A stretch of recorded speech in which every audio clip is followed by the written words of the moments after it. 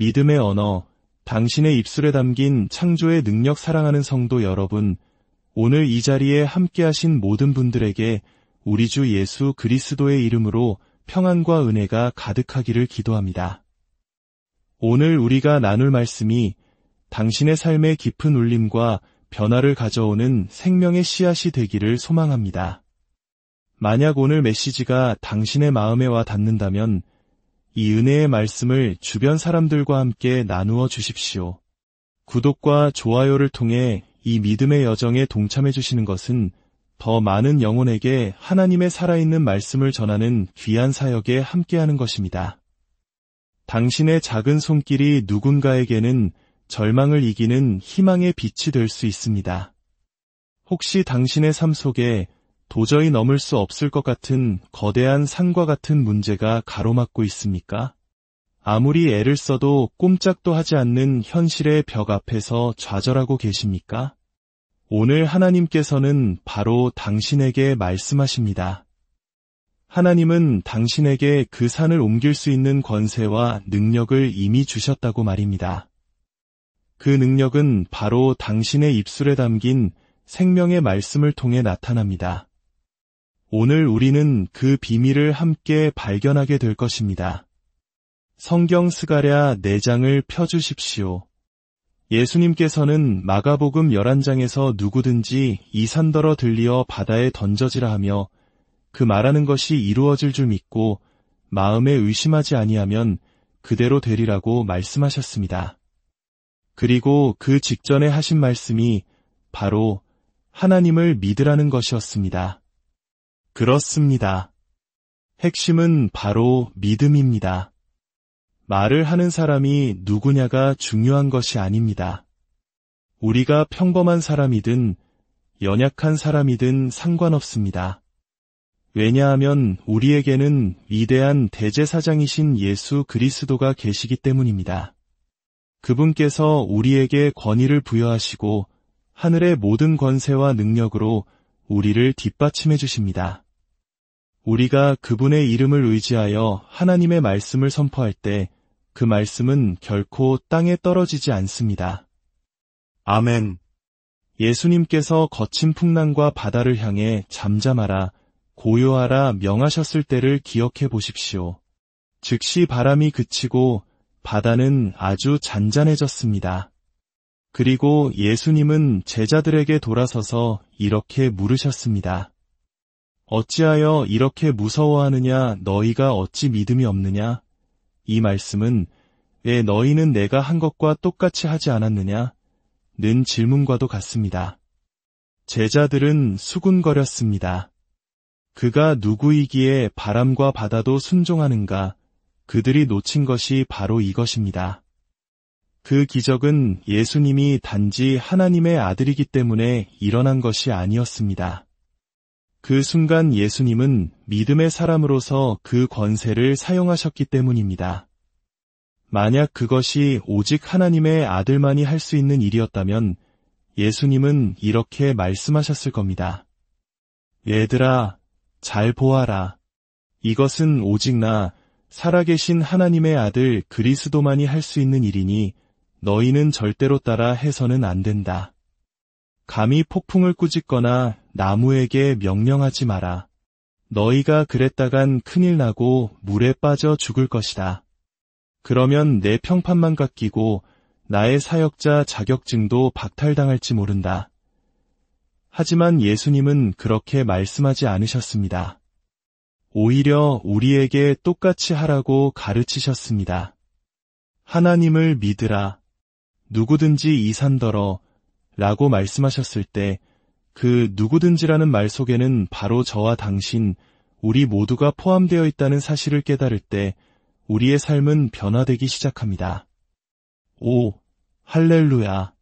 이것은 전적으로 믿음의 문제입니다. 스가랴 4장 6절과 7절 말씀을 보겠습니다. 6절은 많은 분들이 잘 아시는 구절입니다.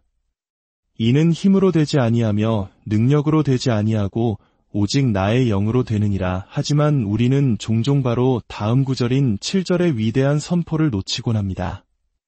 큰 산아 내가 무엇이냐, 내가 스룹바벨 앞에서 평지가 되리라. 하나님의 영이 함께 하실 때 우리 앞을 가로막는 큰 산은 평지가 될 것을 믿음으로 선포하는 것입니다. 이것이 바로 하나님께서 우리에게 주신 왕의 특권입니다. 하나님께서는 자신의 형상, 곧 하나님의 영적인 모습을 따라 우리 인간을 창조하셨습니다. 그리고 우리에게 하나님처럼 생각하고 말하고 행동할 수 있는 놀라운 능력을 주셨습니다. 그분은 우리에게 권위를 주시고 그분의 손으로 만드신 모든 것을 다스리게 하셨습니다. 창세기에서 하나님께서 아담과 하와를 축복하신 장면을 보십시오. 성경은 말합니다. 하나님이 그들에게 복을 주시며 그들에게 이르시되 생육하고 번성하여 땅에 충만하라. 땅을 정복하라. 바다의 물고기와 하늘의 새와 땅에 움직이는 모든 생물을 다스리라. 이것은 단순한 제안이 아니었습니다. 이것은 명령이자 축복이었습니다. 아담은 하나님께서 생육하라고 말씀하시기 전까지는 열매를 맺을 수 없었습니다. 하나님의 말씀이 선포되었을 때 비로소 창조의 능력이 나타난 것입니다. 시간이 흘러 하나님께서는 아브라함을 부르셨습니다. 그리고 그에게 말씀하셨습니다. 내가 내게 복을 주어 너를 복이 되게 하리라. 로마서 4장은 아브라함에 대해 아주 흥미로운 사실을 지적합니다. 그가 믿은 바 하나님은 죽은 자를 살리시며 없는 것을 있는 것 같이 부르시는 이신이라. 그리고 아브라함은 바로 그 하나님 앞에서 하나님처럼 행했습니다. 어떤 사람들은 이렇게 말할지 모릅니다. 어떻게 감히 인간이 하나님처럼 행동하려고 합니까? 그건 교만입니다. 그러나 정말 그럴까요?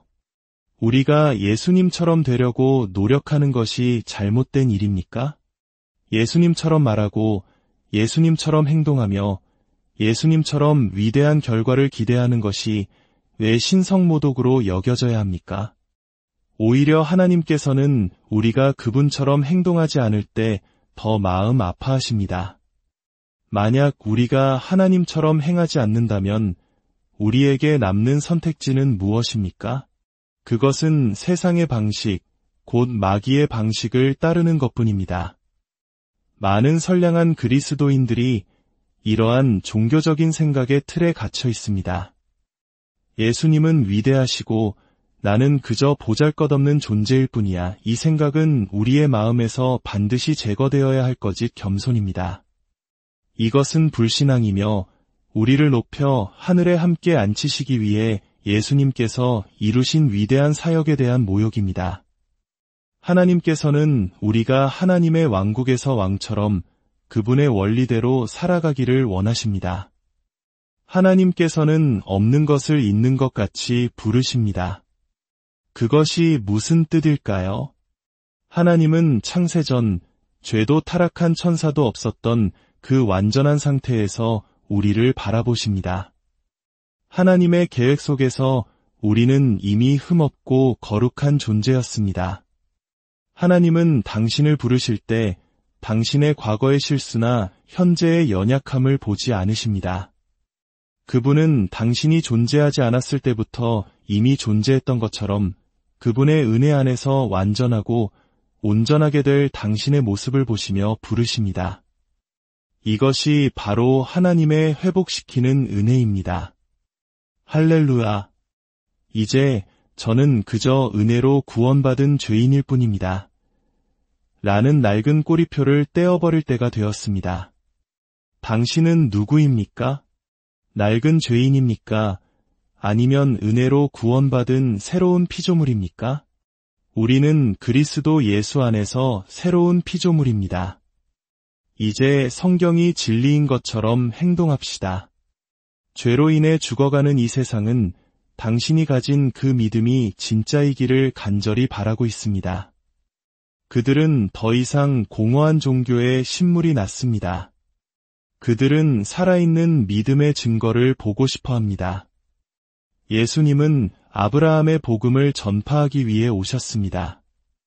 많은 사람들이 율법의 저주 아래 신음하고 있었지만 예수님은 우리가 복받은 존재임을 알려주셨습니다. 치유는 그 축복의 일부입니다. 재정적인 번영도 그 축복의 일부입니다. 영적인 풍요로움, 육체의 강건함, 혼의 평안, 가정의 화목, 이 모든 것이 아브라함에게 약속된 축복이며 그리스도 예수를 통해 이제 우리의 것이 되었습니다. 할렐루야! 이제 우리에게는 나무와 산과 우리를 가로막는 모든 장애물을 향해 말할 권세가 주어졌습니다. 나무도 우리의 말을 듣습니다. 산도 우리의 말을 듣습니다. 바람과 바다도 심지어 우리 몸의 질병도 우리의 믿음의 선포를 듣습니다. 예수님께서 베드로 장모의 열병을 꾸짖으셨을 때를 기억하십시오. 의사 누가는 그녀의 상태가 매우 심각했다고 기록했습니다. 예수님은 그 열병을 향해 말씀하셨고 열병은 즉시 떠나갔습니다. 열병도 들을 수 있습니다. 그렇다면 불규칙한 심장 박동도 들을 수 있습니다. 암세포도 들을 수 있습니다. 내 심장아, 너는 정상으로 뛸지어다. 강건해질지어다. 다시는 박동을 건너뛰지 말라.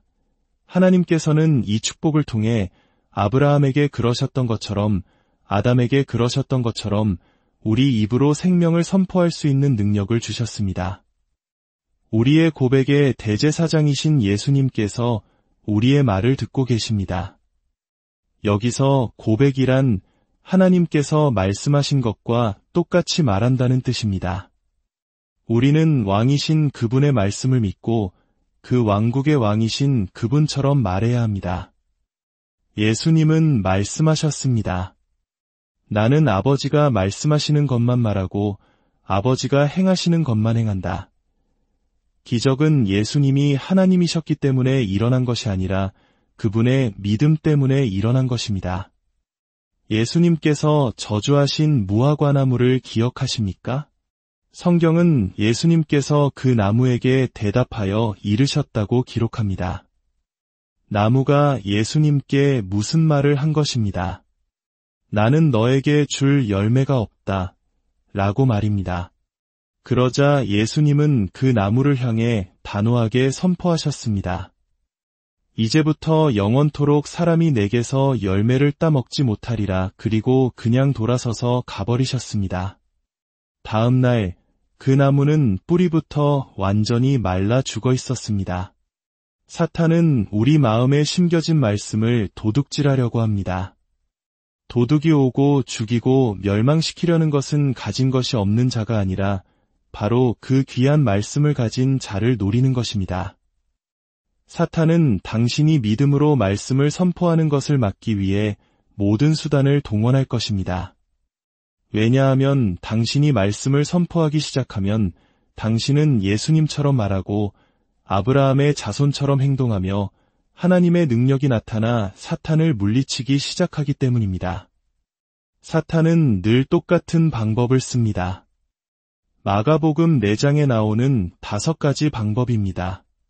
그는 당신이 누군가에게 상처받고 분노하게 만들려 할 것입니다. 말씀 때문에 오는 박해를 통해 당신을 넘어뜨리려 할 것입니다. 세상의 염려와 재물의 유혹으로 말씀의 능력을 막으려 할 것입니다. 그러나 당신이 세상의 소리 대신 하나님의 말씀을 선포할 때, 문제에 대해 염려하는 대신 하나님께 맡길 때 당신은 사탄의 괴계를 이기는 것입니다. 적의 말을 당신의 입에 담지 마십시오. 당신에게 열매를 줄 수 없다고 말하는 무화과나무의 말을 믿지 마십시오. 이제 당신의 삶에서 누가 역사하게 할 것인지 선택해야 합니다. 축복의 편에 서신 예수님과 하나님의 천사들이 일하게 하시겠습니까? 아니면 당신의 불신과 염려의 말을 통해 어둠의 권세 잡은 자들과 악한 영들이 활동하도록 허락하시겠습니까? 나는 빛의 자녀입니다. 나는 어둠의 언어를 말하기를 거부합니다. 나는 마귀가 하는 행동을 따르기를 거부합니다. 구속받은 자들은 이제 말해야 합니다. 나는 구속받았습니다. 라고 선포하십시오. 왜 우리가 입으로 시인하는 것이 중요할까요? 당신의 말이 하나님의 말씀과 일치할 때 하나님께서 이미 당신을 위해 말씀하신 것이 당신의 삶 속에서 확증되기 때문입니다. 성경의 원리는 두세 증인의 입으로 모든 말이 확립된다는 것입니다. 당신이 하나님의 말씀을 당신의 입에 둘 때 그것은 당신의 적을 두려움에 떨게 합니다. 이제 당신의 길을 가로막는 모든 산을 향해 말하십시오. 그리고 그것이 예수의 이름으로 옮겨지는 것을 보십시오. 함께 기도하겠습니다. 하늘에 계신 아버지, 예수 그리스도의 이름으로 기도합니다. 오늘 이 말씀을 듣는 모든 당신의 자녀들과 한마음으로 동의하며 기도합니다. 우리를 대적하여 일어나는 모든 문제와 장애물들을 향하여 예수의 이름으로 명하노니 지금 즉시 우리 앞에서 떠나갈지어다. 우리를 대적하여 일어나는 모든 비난과 정죄의 혀는 아무런 효력을 발휘하지 못할 것이며 우리는 그 모든 것을 주님의 이름으로 물리칩니다. 이것이 우리에게 주신 주님의 약속임을 믿습니다. 아버지, 우리가 믿음으로 구한 것을 받은 줄로 믿고 감사드립니다. 예수님의 이름으로 기도합니다. 아멘. 사랑하는 여러분, 하나님의 말씀에 깊이 잠기십시오. 그 말씀이 당신의 생각을 바꾸고 당신의 말을 바꾸고 마침내 당신의 세상을 바꾸게 하십시오. 주님은 당신을 사랑하십니다. 우리도 당신을 사랑합니다. 그리고 예수님은 우리의